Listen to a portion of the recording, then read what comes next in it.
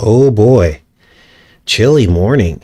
Gosh, I don't even know how cold it is, but this mini split that I have on the wall, it cycles in and out because it's got a de-ice. Because what happens is, as time goes on, it's pumping out heat and it stops for a minute because the ice builds up and it has like this cycle. It takes about a couple minutes for it to come back on, but even the few minutes that it's off, it is cold. But it's keeping up. I just heat one room at a time. As you guys know, for those of you that follow the Honey Milk Ranch out here, I've got a mini split in each room, and it does the trick. I do want to get a wood burning stove at some point, but little by little, right? Anyway, I have another episode of The Fall of the House of Usher for you guys today. This is actually the finale, the season closing season of the series. So it's a lot more disclosure. We're going to take a look at that today. I'm also going to share a vision that I had with you guys last night, and also the interpretation of that vision. That will be at the end of the show for those of you that stay till the end. Now, let's get into this Fall of the House of Usher. Of course, this is Luke Skywalker here, also known as Mark Hamill. He plays the attorney in the family. As one by one, each of the children in the family, each of the heirs, is killed off. And so here we are at the end of the season. And of course, spoiler alert. And all that's pretty much left is the family patriarch and matriarch, the brother and sister duo. And all the rest of the children have pretty much been killed off.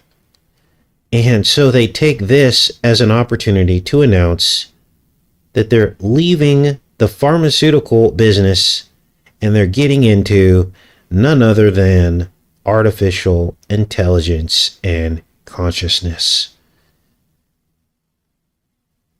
But here's what they don't tell you: that they needed the pharmaceuticals to break down people's consciousness, to allow the spirit to merge with the artificial intelligence. The two are one in the same. Pharmakia. And the opiates are particularly insidious because even the word opiate comes from the base word OPIA or OPH, which means the serpent and the opening of the eyes and the acquisition of knowledge. Eve's eyes were opened. Let's watch. AI, artificial consciousness, virtual immortality. We could take this company out of pills, out of poison, into tech. My algorithm project is so close. Do you know what that means? You take that to the board. You tell them that if I'm in the chair, I take this company into the future. Shall have new terms, or have you forgotten what I am? So there you heard it, and this is actually all true. It's not just fiction, it's the truth. There were some trends that some people gave Trump a lot of credit for. Got us out of the war on opiates. Why do you think that is?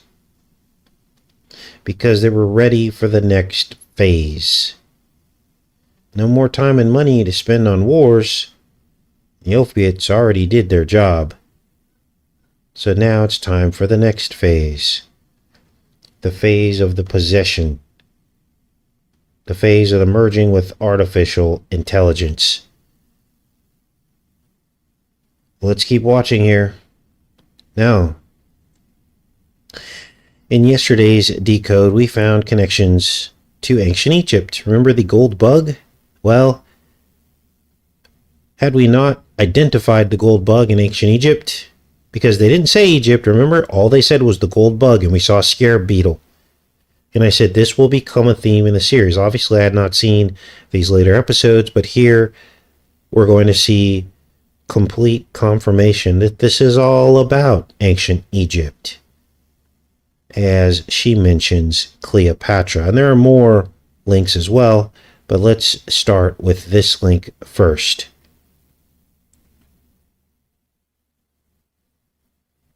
Future shall have new terms, or have you forgotten what I am? There she is. There's my Cleopatra. So, Carla plays the dark entity, the Grim Reaper, the devil, essentially. And she's settling up with the matriarch of the family after their entire pharmaceutical company was based off of evil and darkness and possession. And she's trying to like negotiate with her, but there is no negotiation. And then the devil says, there she is, there's my Cleopatra. And you're going to see why she says that pretty soon here. Because the suggestion here is that the devil knows her from another timeline. The devil is the demonic spirit wanting to hop through her body, through each generation, in this case, the Ushers, the family bloodline.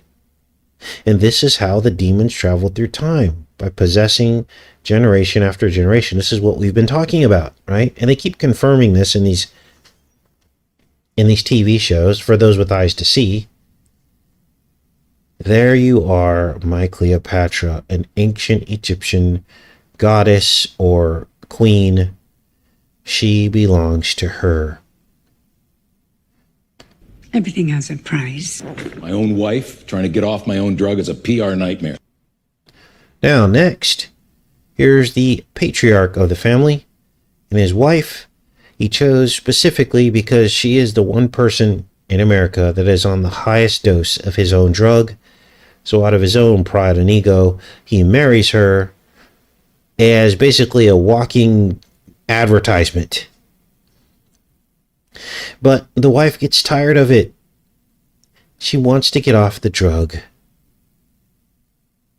But there's no way for her to get off the drug because there isn't even a system or a program to get off these drugs. And that should tell you everything you need to know about these drugs.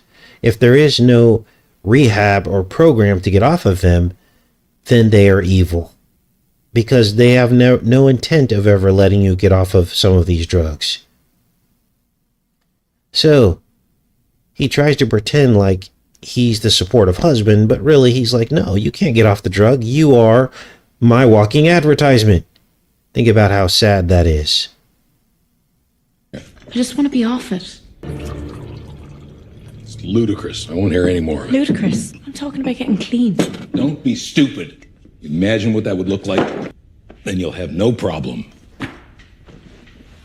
It's not addictive. It's not. But if you try to get off it, you can expect mood changes and sleep changes and physical changes. It's not addictive. God made our bodies to be in balance. Anything that's taking our body out of balance can be corrected with putting it back in balance naturally. Now, I give this example to people. First part of my life, I didn't feel balanced. Well, I felt balanced up until I started like having a family and stuff. And I was like, wow, and then I was like stress. And then, sometimes the person you're with, you might not be equally yoked with in terms of your goals, right? And that took me out of balance. I always felt like this pressure, not natural pressure, but unnatural pressure. And got through that. But then I'd be after, life after children, right? When they're grown into adults, you're like, where's my balance? And it could be a little bit different for most people, but for most Bible believers, we all have kind of the same balance, right? And that is living closer in God's will in your life. For me, it was peace. It was the woods. It was social interaction with people that were like me, who could enjoy each other's company, who always didn't have to be at some kind of event or large gathering of people, or didn't have to always go out and spend $200 to have entertainment or a meal and these things.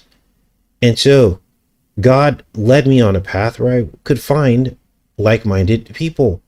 And this is what I do with my friends out here. We just get together. We don't have to be at a concert. We don't have to be at a restaurant. We just get together. And it soothes my soul. And it takes all the pressure off of everything. And I didn't want to be in a stack and pack with neighbors within 10 feet of my window. So God led me into the wilderness. And this is where I found my balance and my peace. Now, there are still a couple missing pieces, but I'm trying to let God lead in that to direct me in the right direction. Because I haven't been such a great picker most of my life of the few things in my life that are still missing. And so I'm learning to allow him to fill that void and bring me into balance with all of that and acceptance, right? Let's keep going with this.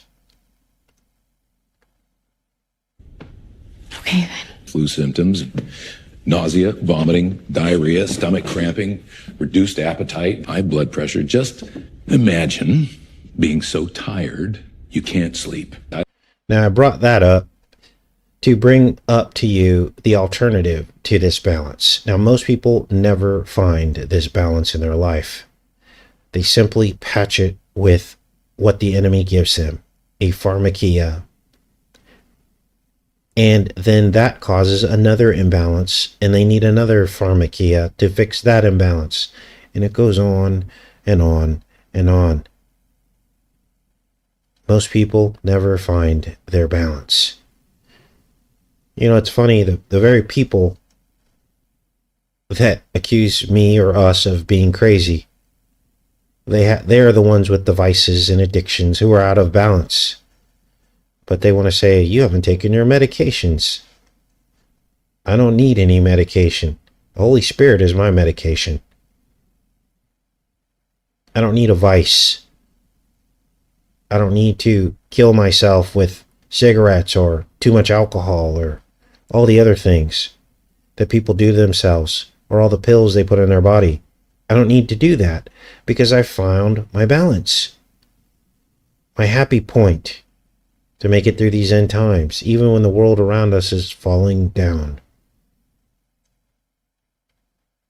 So the husband in his selfishness basically tries to gaslight her with all the symptoms she's going to have if she tries to get off of his drug.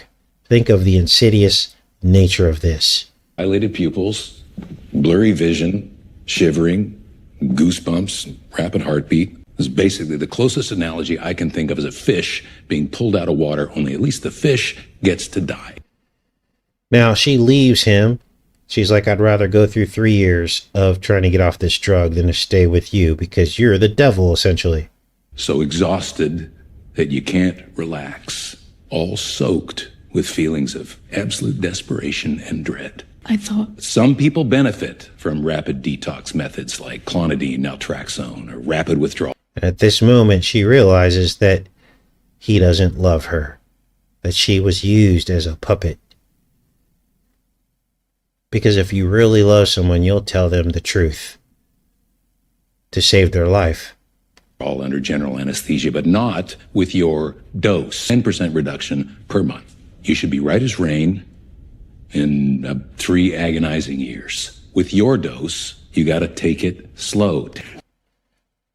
So, why do we waste time decoding TV series? Because they're telling you the truth.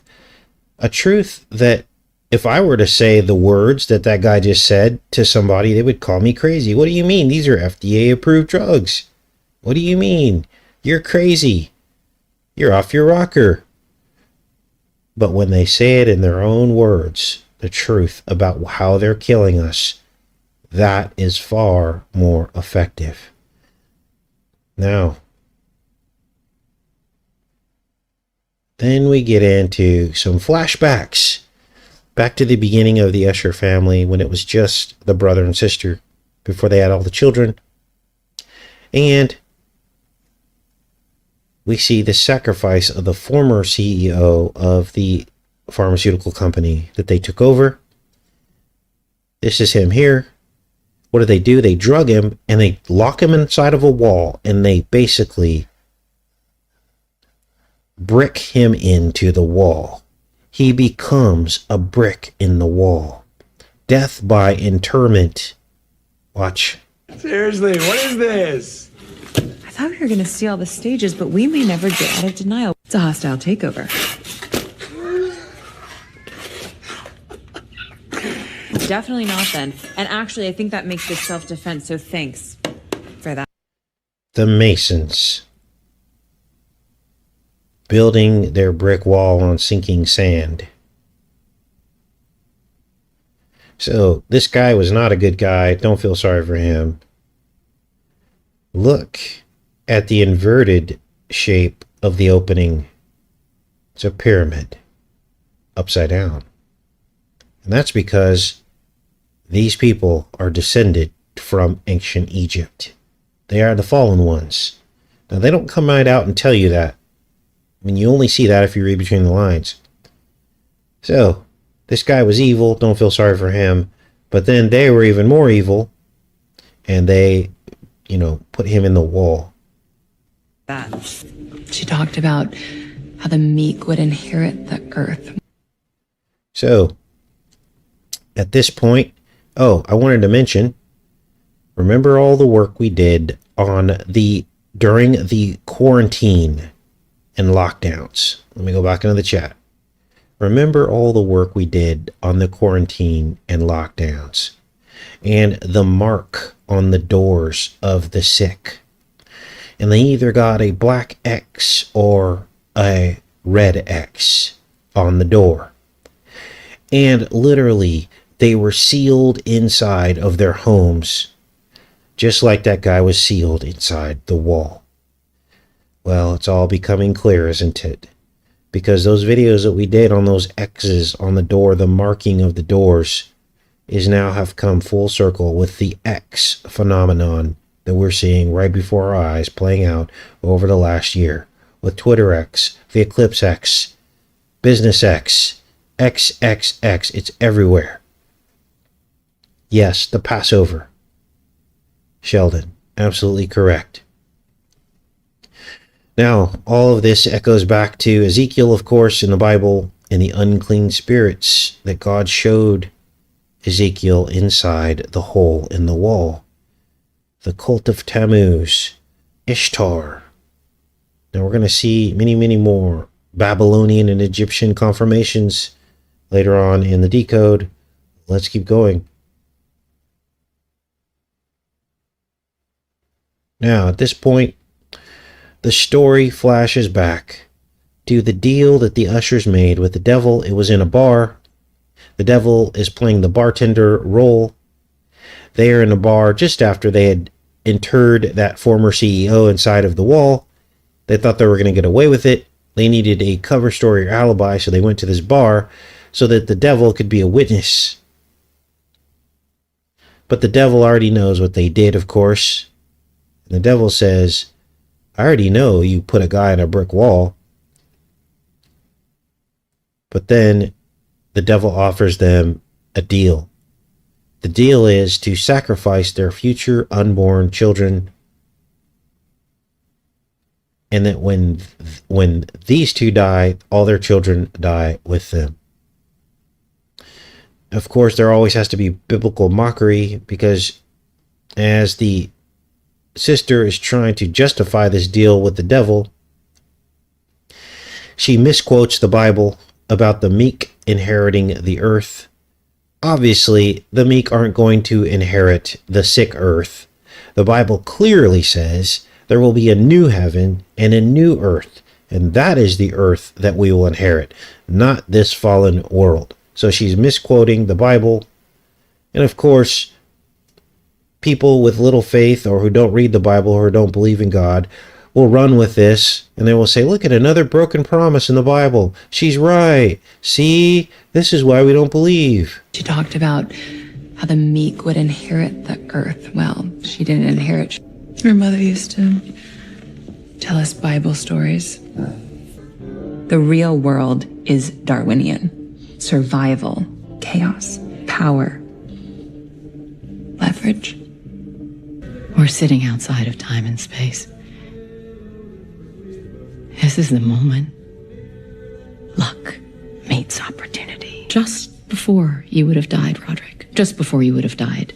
Anyway, and when you're done, at the end of it all, your bloodline dies with you.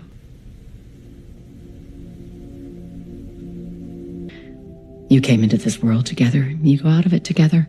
Or no deal. So obviously they're twins. Remember, people were upset because I kept talking about the Gemini twins. Now you see the truth. This is why they keep mentioning the twins over and over again.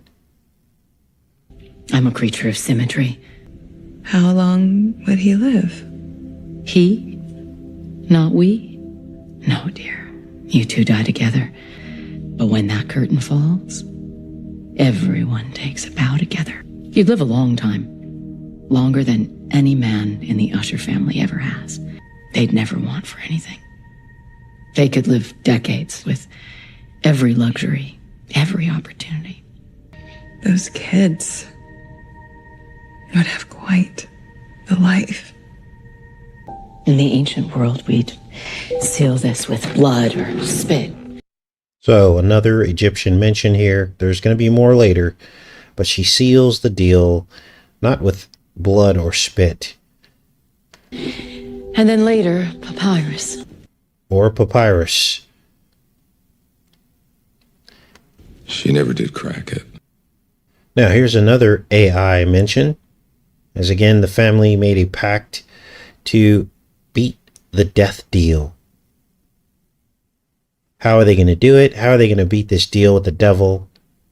By ascending into the artificial intelligence, which is exactly where our studies and decodes have suggested they are trying to do. Merging the ancient Egyptian DNA with the artificial intelligence inside a host body. I think she would have. Sentient AI project scans your social media posts and makes a digital view. And then this scene hit, and I was like, then it hit me. Never more. Now, of course, what was this? The Raven? Wasn't the Raven saying this in the Edgar Allan Poe short story? Nevermore, nevermore, nevermore. Now, this is the artificial intelligence of his granddaughter sending him text messages through the ether. Repeating over and over. This is spiritually significant because it's the cloning. It's the echo of the clone. Nevermore, nevermore. Copies. Right?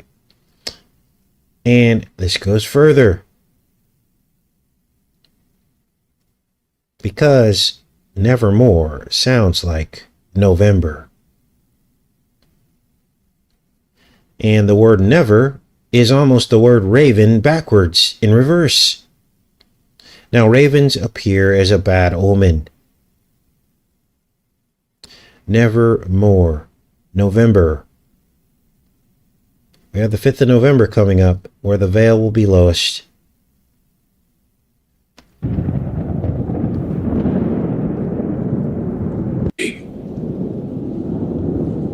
While I pondered,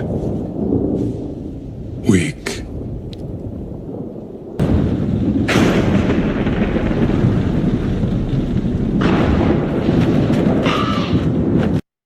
then we get an iPet go-to moment where the bird flies into frame and blacks out the entire scene, just like the collapsed mosque in iPet Go 2 when that bird flies out of it. Is what this scene reminded me of here. And then they reveal the plan. Artificial intelligence to usher in the pharaonic bloodline into the afterlife. To trump death. When'd you start bringing this stuff here? a few days ago. Some of this is mine, isn't it? I mean, this house, this carcass of a house, this is our tune. Same reason the pharaohs did.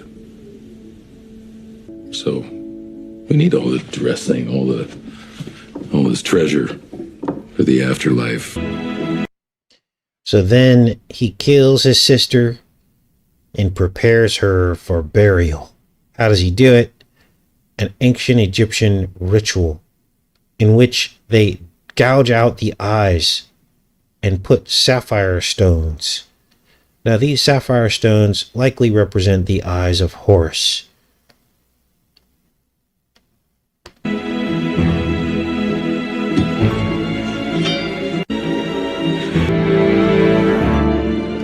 He opens the box with the eyes of Horus on it.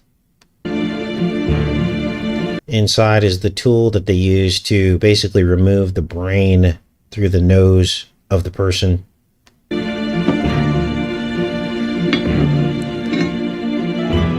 Then the sapphire stones are revealed. You are a queen.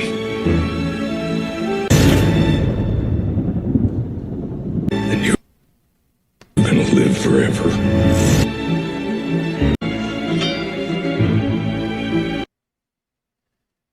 So, now I dug back in time to see what this was all about. This ritual of the sapphire stones. And apparently, Cleopatra, which you just saw mentioned in the TV series, used sapphire as eyeshadow. Now think of that for a second. Eyeshadow, which was taught by the fallen angels.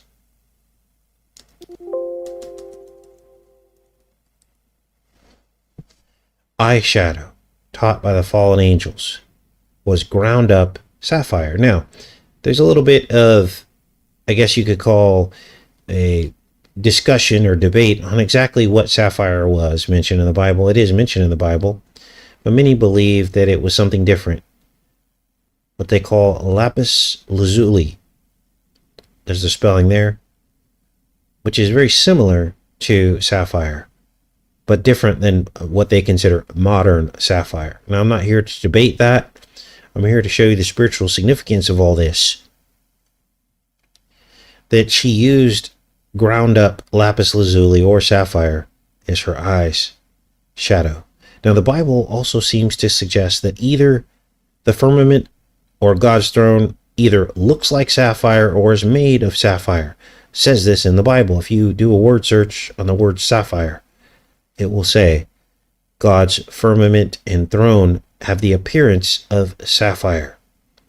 It also says that this stone sits on the breastplate of the devil himself.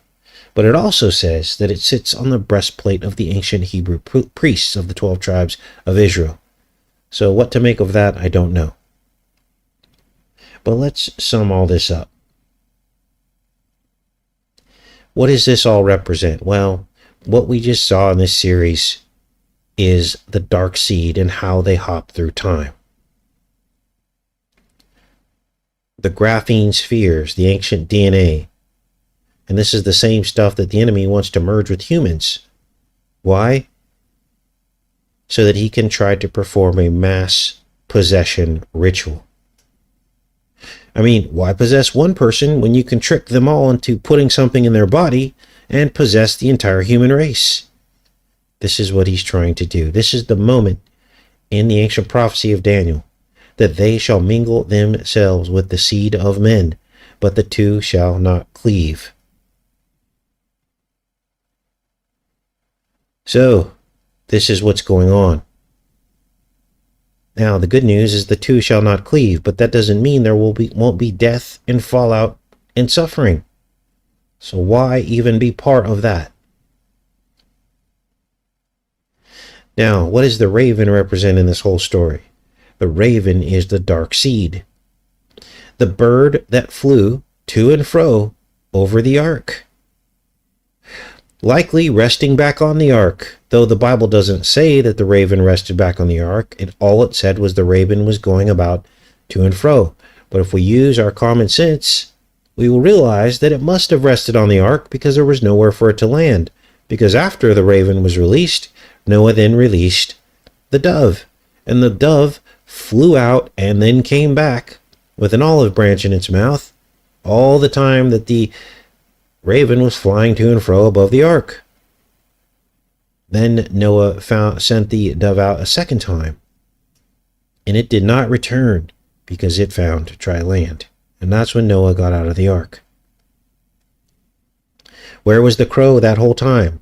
Flying to and fro, likely above the ark, because there was nowhere else to rest. The whole point of him letting the crow out, or the raven, whatever you want to call it, was to find dry land.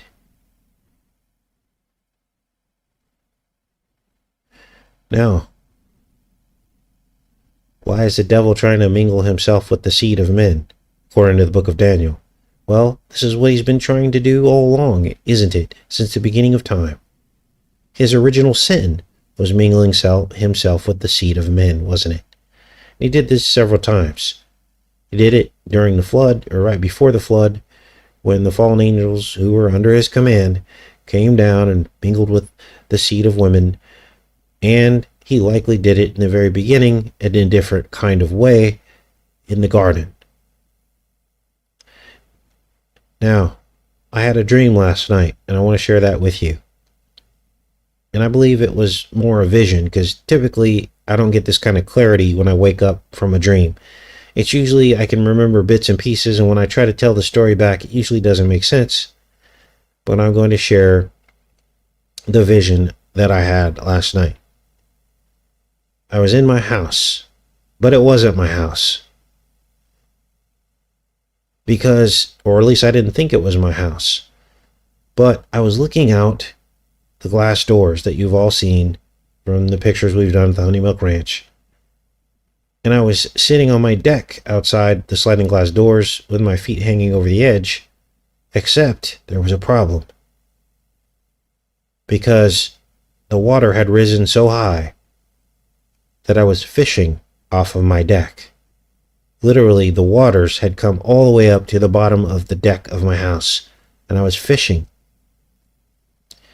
Now, when I was in the dream, I didn't realize the irony of the situation. I'm 1,000 miles from the ocean. How is the ocean coming up to my deck? Now, at a certain point, the water came up over the edge of the deck, and in the dream, I figured that the tide was rising. But again, how does the tide rise onto a deck in a cabin that's literally in the middle of nowhere? So I closed the sliding glass door so that the water wouldn't come into the cabin. But there was a rat, and he got through the crack in the door, and he scurried into the house. And I remember chasing the rat, but I didn't want to kill it for some reason. I wanted to capture it and let it go. But when I finally captured the rat, it turned into a brilliant dove with pearlescent colors, faint rainbow colors. Now, of course, I released it. I woke up very confused, a little bit troubled, but then God revealed the meaning of the dream to me. He said that the enemy is trying to fool the world into thinking that the star people are rats. Who are the star people? Well, rats in reverse is star. Now we know that the elite refer to us as rats. Just read the story of the Pied Piper. Or listen to songs like Megadeth and the leading rats through the streets. We are the rats to these people. This is how they see us. Now, when I say star people, what I mean by that is that Enoch says in the book of Enoch that each of us, each of the righteous, have a star in heaven. And that star shines as brightly as your righteousness, as your goodness. The angels also have a star in heaven, and it shines as brightly or dimly as their righteousness. Now, some of us recognize each other as God's true people, don't we? The people outside of churches, outside of the construct outside of the matrix. And this is why in my dream I didn't kill the rat. Because the rats are really the stars, the doves of the ark. The spiritual good seed of these last days, outside of the construct, outside of the right-left paradigm, outside of the matrix, who see things for what they are. They stop trusting in men. They stop voting. They stop celebrating these pagan holidays that upset God and also bring into our lives dark spiritual activity. Now, what does the waters raising up mean? Well, God revealed that to me too. He promised in the Bible to never flood the earth again, right? So they couldn't have been floodwaters that came up to the bottom of my deck. This time, it will be a spiritual flood. Mass demon possession all around us, in which men's hearts will fail them out of fear for the things that will come in the last days. We can already start to feel it now. There's just a remnant of us left, aren't there? There's only a remnant of us left outside of the right-left paradigm. Very, very few of us get it. We look around us and we see everyone drinking and being married, given into marriage, which being married is not a bad thing, as we've discussed. Obviously, we're not supposed to forsake marriage, but these people are doing it for a different reason. They're fully invested in this fallen world. They're not marrying people that are preparing for the last days. They're marrying because it's a cool thing to do, and they're marrying under the satanic covenant, including Satan in their marriage by going through the satanic government. They still love their celebrities and their football and their entertainment and their holidays, completely asleep to what's coming. We see it all around us, the flood of unrighteousness. Worshipping the beast system, believing in the beast system, loving this world and the things in it, which the Bible forbids us to do. While the rest of us have already exited the stage, haven't we? We've already exited the stage.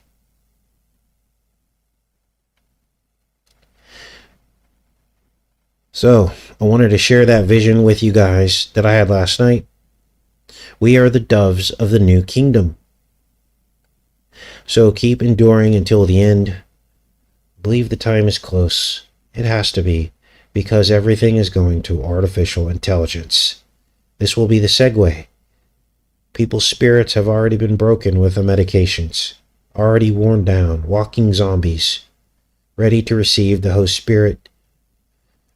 They can't break free from it because the pharmakia has a hold on them. And now they're ready for whatever comes next. And we will have to pray against it. God has mercy. And maybe many will lose their lives, but maybe there will be hope for them on the other side if they've been saved. We'll see them all again. But it's go time, you guys. It is go time.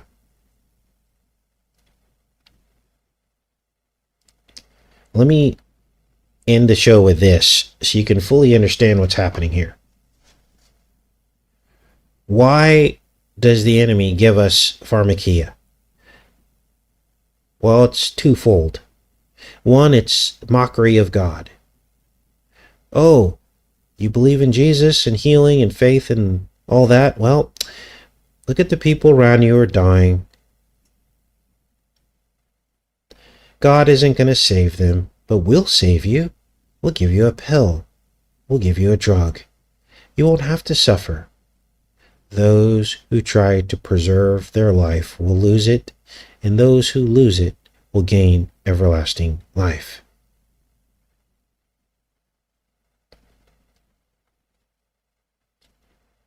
So what? You lose your life in this world. Yes, it hurts when one of us is lost, but guess what? You will see them on the other side if you have faith. Where is our faith? Ye of little faith, of the next life. So what? We preserve our life and then lose it? Obviously not. That's not God's plan. So what are we holding on to so tightly in this world? Why are we holding on so tightly? And to what? The sinking sand?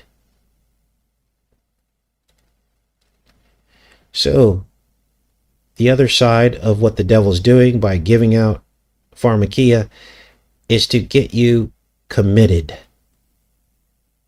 As the patriarch of the family in the Fall of the House of Usher described, yeah, you can try to get off of it, but you're going to go through hell.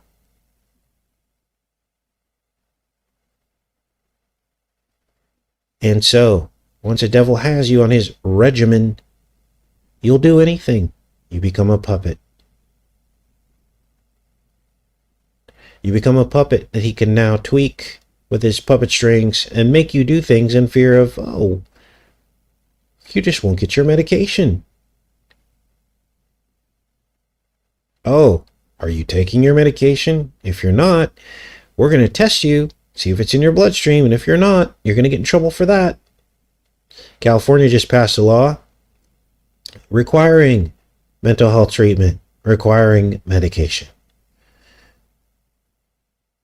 And once he's got you, it's another pin. It's another pin in the voodoo doll to keep you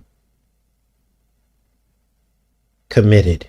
One pin in the voodoo doll is materialism, isn't it? And fear. Those are pins in the voodoo doll.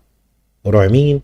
Well, people develop this taste for a certain lifestyle that they feel like they have to continue to maintain. And then when there's a threat that that'll all be taken away, the devil can then manipulate you. Oh, you want to be in a mortgage? Well, you got to do this, this, and this. You got to keep that job so you can continue to pay that mortgage. Well, you got to get this poker. You got to get the poker. Otherwise, we're going to take your job. There are multiple ways the devil can get his hooks in us, and most people will cave in. Most people will cave in because they'll justify it, just the way the devil justified it in the Fall of the House of Usher, just the way he justified it to the brother and sister to make the deal to begin with. People have these choices every single day. They're having to deal with these hard choices because they've invested into this world, the world that the devil runs. If the devil runs a world, you got to make a deal with him on some level to stay in the world on his terms. But if you come out of the world on your terms and God's terms, now I know a handful of you, quite a few out here actually, who have left the world on the devil's terms, and they're now on God's terms. The devil doesn't have any hooks in them, or very few hooks. So the devil loses. But for many, they're still living on the devil's terms. God has grace, but every day we're faced with choices, aren't we? What will we do? How will we live out these last days? Compromised and weakened because we're still invested in this world? Or are we going to come through strong enough even to help others? To the few people that live around me, I've told them, if things hit the fan, you come here. Now that's a small group of people, and they're already kind of set up, but they know that they can come here. It won't be all plush and comfortable, but there will be food to eat, as I've shown you on the videos. We'll never go hungry. We'll have warmth, because I'll have this stove in, hopefully eventually, and a network of people on this county road that I live in who are all thinking the same way that we are.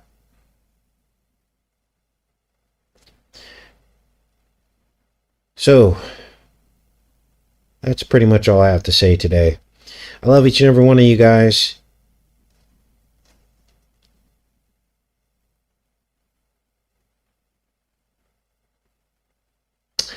And what else? I think that's about it. Hopefully I'll see you guys tomorrow. Take care, everybody.